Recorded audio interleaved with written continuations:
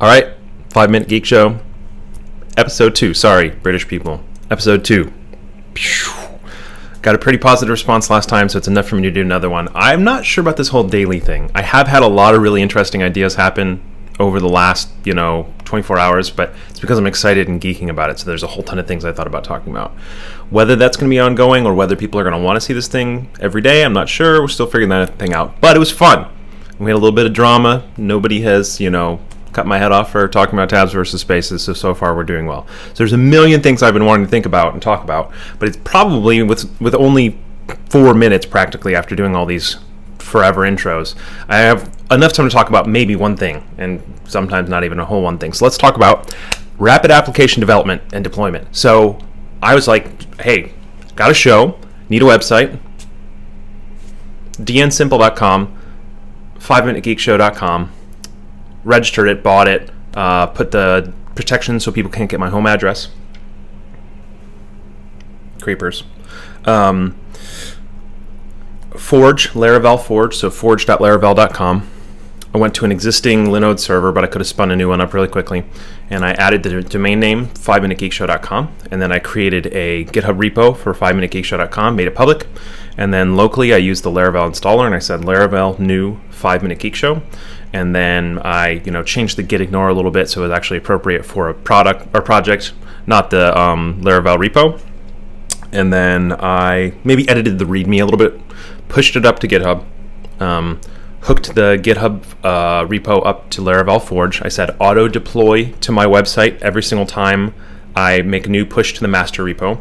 I'm using Git flow. If you're not familiar with that, it means you have a develop branch where you do your work.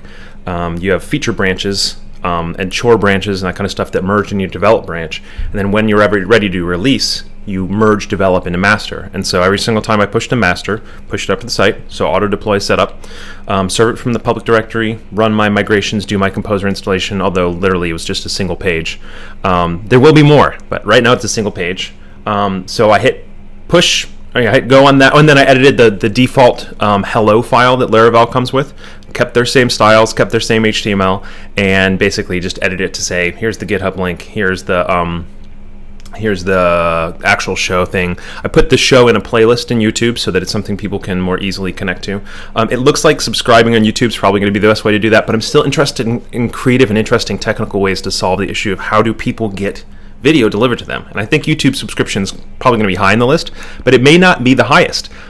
So, for example, a lot of folks have said, can you give an audio-only version of this that I can listen to as a podcast? I'm like, okay.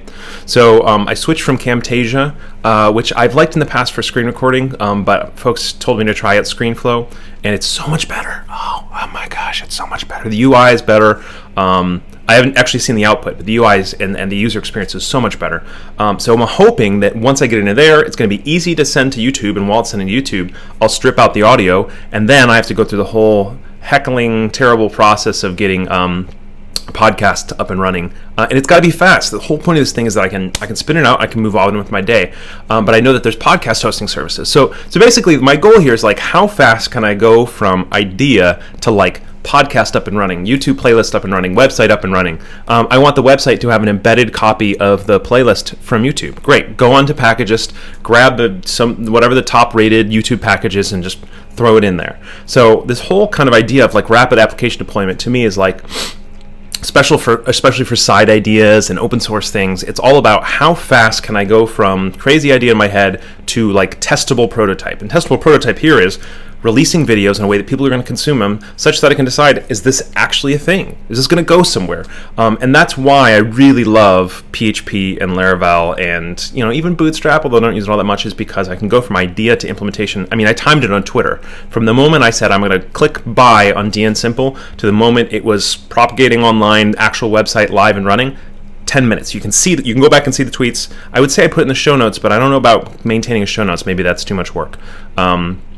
I'm out of time already. This is terrible. So many interesting things to talk about. Also, brought my Blue Yeti microphone in. We're using ScreenFlow. So here's hoping it's going to be a little bit higher quality this time.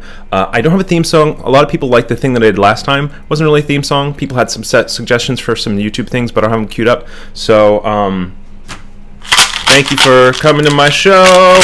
And this has been 5 Minute Geek Show. What button turns off the recording?